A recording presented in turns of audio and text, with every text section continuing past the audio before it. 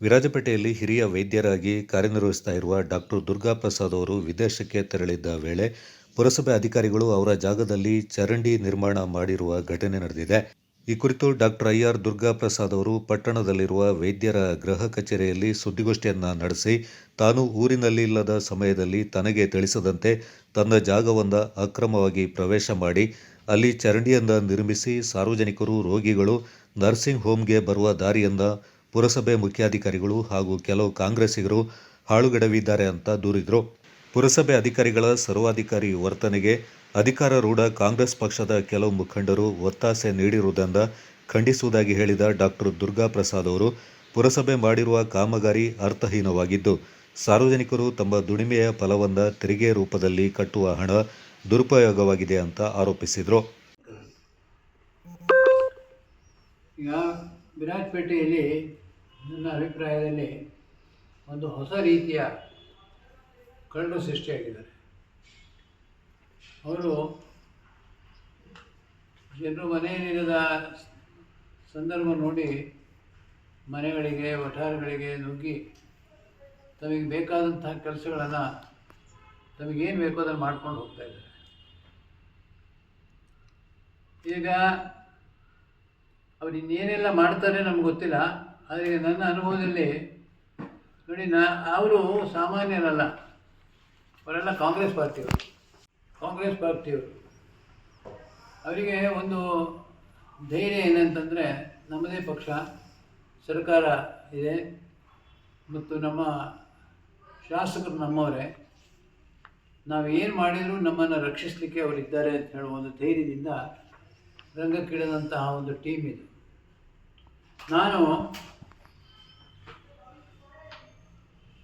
ಅವರು ವರ್ತನೆ ನೋಡಿದರೆ ಅವರಿಗೆ ಇಲ್ಲಿ ವಿರಾಜಪೇಟೆಯಲ್ಲಿ ಬೇಗನೆ ಒಂದು ರಾವಣ ದರ್ಬಾರ್ ಅವರು ಪ್ರಾರಂಭ ಮಾಡುವಂತಹ ಪರಿಸ್ಥಿತಿಯನ್ನು ನಾವು ಕಾಣ್ತಾ ಇದ್ದೇವೆ. ಅದಕ್ಕೆ ಮುನ್ಸೂಚನೆಯಾಗಿ ಅವರು, ನಾನೀಗ ನನ್ನ ಜಾಗದಲ್ಲಿ ನಾನು ಒಂದು ತಿಂಗಳು ಇಲ್ಲಿ ಇರಲಿಲ್ಲ. ನಾನು ಇಲ್ಲದೇ ಇದ್ದ ಸಂದರ್ಭದಲ್ಲಿ ನನ್ನ ಜಾಗದೊಳಗೆ ನುಗ್ಗಿ ಅಲ್ಲಿ ಚರಂಡಿ ಕಟ್ಟಿಸಿದ್ದಾರೆ. ಮತ್ತು ನೀವೀಗ ದಾರಿಯಲ್ಲಿ ಬರುವಾಗ ನೀವು ಈಗ ನನಗೆ ಹೇಳಿದಿರಲ್ಲ, ಕೆಸರಾಗಿ ಹೋಗಿದೆ ಅಂತ, ಇದನ್ನೆಲ್ಲ ಅವರು ಅಗದು ಹಾಕಿದ್ದು, ಇದನ್ನು ದಾಂಧಲೆ ಮಾಡಿದ್ದಾರೆ ಅಲ್ಲಿ. ನಾನು ಈ ವಿರಾಜಪೇಟೆಯಲ್ಲಿ ಇಲ್ಲದ ಸಮಯದಲ್ಲಿ ನನ್ನ ಜಾಗದೊಳಗೆ ನನ್ನ ಒಪ್ಪಿಗೆ ಇಲ್ಲದೆ, ನನಗೆ ತಿಳಿಸದೆ ಇವತ್ತು ಆ ಕೆಲಸ ಅವರು ಅಲ್ಲಿ ಒಂದು ಚರಂಡಿ ಕಟ್ಟಿದ್ದಾರೆ. ಮತ್ತು ಈ ಚರಂಡಿ ಮುನ್ಸಿಪಾಲ್ಟಿಯದ್ದಾದ್ದರಿಂದ ನಾನು, ಇದು ಮುಖ್ಯಾಧಿಕಾರಿಯವರು ಕಾಂಗ್ರೆಸ್ ಪಕ್ಷದವರ ಒತ್ತಾಸೆಯೊಂದಿಗೆ ಮಾಡಿಸಿದ್ದಾರೆ ಅಂತ ನಾನು ಅಭಿಪ್ರಾಯಪಡ್ತೇನೆ. ಈ ಚರಂಡಿ ನಾನು ಬಂದು ನೋಡುವಾಗ ಇದನ್ನು ಅವರು ಮಾಡಿ ಇಟ್ಟಿದ್ದಾರೆ.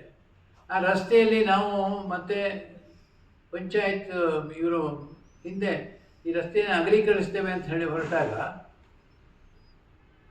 ಎಲ್ಲ ಬಿಲ್ಡಿಂಗ್ಗಳನ್ನು ಹೊಡಿತೇವೆ, ಅಗಲೀಕರಿಸ್ತೇವೆ ಅಂತ ಹೊರಟಾಗ ನಾವು ಕಾಂಪೆನ್ಸೇಷನ್ ಕೊಡಬೇಕು, ಕಾಂಪೆನ್ಸೇಷನ್ ಕೊಡದೆ ನೀವು ಹೊಡಿಲಿಕ್ಕೆ ಸಾಧ್ಯ ಇಲ್ಲ ಅಂಥೇಳಿ ಸುಮಾರು 63 ಜನ ಹೈಕೋರ್ಟ್ನಲ್ಲಿ ರಿಟ್ ಅರ್ಜಿ ಸಲ್ಲಿಸಿದ್ದೇವೆ. ಆ ರಿಟ್ ಅರ್ಜಿ ಅಲ್ಲಿ ಇನ್ನೂ ಸಹ ಅದು ಇದೆ, ವಿಲೇವಾರಿ ಆಗದೆ ಅಲ್ಲಿ ಇದೆ, ನಡೀತಾ ಇದೆ.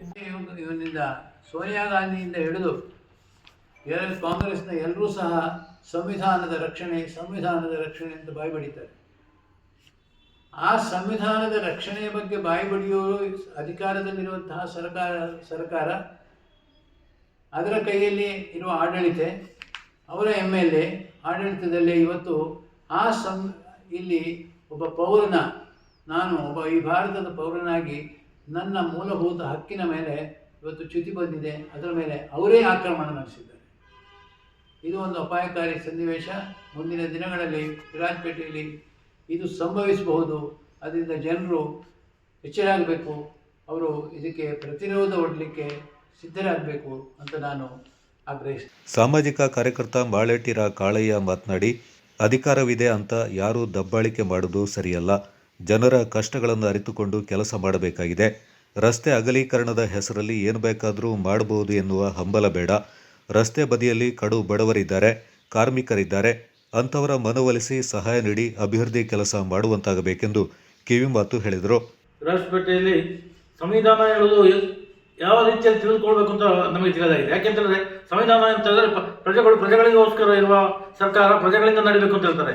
ಆದರೆ ಇದು ರಾಜರ ಕಾಲದಲ್ಲಿ ಇಂತಹ ಒಂದು ದಬ್ಬಳಿಕೆ ಇರಲಿಲ್ಲ ಕಾಣ್ತದೆ. ಯಾಕೆಂತಂದ್ರೆ ರಾಜನು ಕೂಡ ತನ್ನ ಪ್ರಜೆಗಳ ಹಿತದೃಷ್ಟಿಯಿಂದ ಅವನ ಯಾವುದಾದ್ರು ವಿಚಾರಗಳನ್ನು ತಿಳಿದುಕೊಂಡು ಮಂತ್ರಿಗಳ ಮುಖಾಂತರ ಅವನ ಯಾರಾದರೂ ಗೂಢಚಾರಿಗಳನ್ನು ತಿಳ್ಕೊಂಡು ಅವರಿಗೆ ಏನು ಕೆಲಸ ಕಾರ್ಯಗಳು ಆಗಬೇಕು, ನನಗೆ ವಿರೋಧ ಬರಬಾರದು ರಾಜನಿಗೆ ಅಂತ ಹೇಳುವ ಒಂದು ಮನೋಸ್ಥಿತಿ ಇತ್ತು.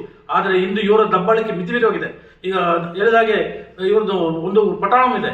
ಇವರು ಹೀಗಾಗಿ ಹೇಳ್ಬೇಕಾದ್ರೆ ಉದಾಹರಣೆಗೆ ಗರುಡಾಪುರ ಬಿಟ್ಟಂಗಲದಲ್ಲಿ ಊಟ ಮಾಡ್ತಿದ್ದ ಒಂದು ಅಮಾಯಕ ಹುಡುಗ, ಅವನು ಉತ್ತಮ ಒಂದು ಉದ್ಯೋಗದಲ್ಲಿ ಇರುವ ಒಂದು ಎಜುಕೇಟೆಡ್ ಒಬ್ಬ ಹುಡುಗನಿಗೆ ಇವರು ಗುಂಪು ಕಟ್ಟಿಕೊಂಡು ಊಟ ಮಾಡೋವನ್ನು ಕರೆದು ಹಿಗ್ಗಾಮುಗ್ಗ ಹೊಡೆದು ಅದರ ಮೇಲೆ ಕೇಸ್ ಆಗದಾಗೆ ಈ ತಮ್ಮ ಪ್ರಭಾವವನ್ನು ಬಳಸಿ ಅದನ್ನು ಮರೆಮಾಚಲು ಪ್ರಯತ್ನಿಸಿದರು. ಆದರೆ ಅದನ್ನು ಅದರ ಬಗ್ಗೆ ವಿಚಾರಿಸಿದ ಇತರ 3 ಅವರ ಸಂಬಂಧಿಕರ ಮಕ್ಕಳನ್ನು ಕೇಳಿದ, ಯಾಕೆ ಅವನನ್ನು ಹಲ್ಲೆ ಮಾಡಿದರೆ, ಅವನನ್ನು ಆ ರೀತಿ ಹಲ್ಲೆ ಮಾಡಿದ ಕಾರಣ ಎಂದು ಕೇಳಿದಕ್ಕೆ ಅವರನ್ನು ಮನೆಗೆ ಕರೆಸಿಕೊಂಡು ಪೊಲೀಸರನ್ನು ಇವರು ತಮ್ಮ ಪ್ರಭಾವ ಬಳಸಿ ಮನೆಯೊಳಗೆ ಪೊಲೀಸರನ್ನು ಇಟ್ಟುಕೊಂಡು ಅವರ ಮೇಲೆ ಕೊಲೆ ಇದು 307 ಮರ್ಡರ್ ಕೇಸು ಫಿಕ್ಸ್ ಮಾಡಿಸ್ತಾರೆ. ಆಗ ಈ ಇಲಾಖೆಯವರು ಎಷ್ಟು ಇವರ ಒತ್ತಡಕ್ಕೆ ಮಾಡಿದ್ದಾರೆ ಅಂತ ತಿಳ್ಕೊಳ್ಬೋದು. ಪೊಲೀಸ್ ಇಲಾಖೆಯವರು ಆಗಲಿ, ಈ ಪಟ್ಟಣ ಪಂಚಾಯತ್ ಪುರಸಭೆ ಆಗಲಿ, ಈ ಲೋಕೋಪಯೋಗಿ ಇಲಾಖೆ ಆಗಲಿ, ತಹಸೀಲ್ದಾರ್ ಇಲಾಖೆ ಆಗಲಿ, ಎಲ್ಲ ಇಲಾಖೆಯವರು ಇವರ ಕಪಿಮುಷ್ಟಿಯಲ್ಲಿದ್ದಾರೆ. ಇವರಿಗೆ ತಿರುಗಿ ಯಾವುದೇ ಒಳ್ಳೆ ಕೆಲಸಗಳನ್ನು ಮಾಡಲು ಬಿಡೋದಿಲ್ಲ. ಇವರು ಏನಿಲ್ಲ, ಇವರ ಒತ್ತಡಕ್ಕೆ ಮಣಿಲೇಬೇಕು. ಯಾವ ಅಧಿಕಾರಿಗಳು ಹೇಳ್ತಾರಂತೆ ಕೇಳಿದಾಗ, ನನ್ನ ಕೈಕಾಲುಗಳನ್ನು ಕಟ್ಟಿ ಹಾಕಿದ್ದಾರೆ ಇವರು, ನನಗೆ ಕೆಲಸ ಮಾಡಲಾಗ್ತಿಲ್ಲ ಅಂತ ಹೇಳುವಂಥ ಪರಿಸ್ಥಿತಿ ಇವತ್ತು ಈ ವಿರಾಜಪೇಟೆಯಲ್ಲಿ ಬಂದಿದೆ.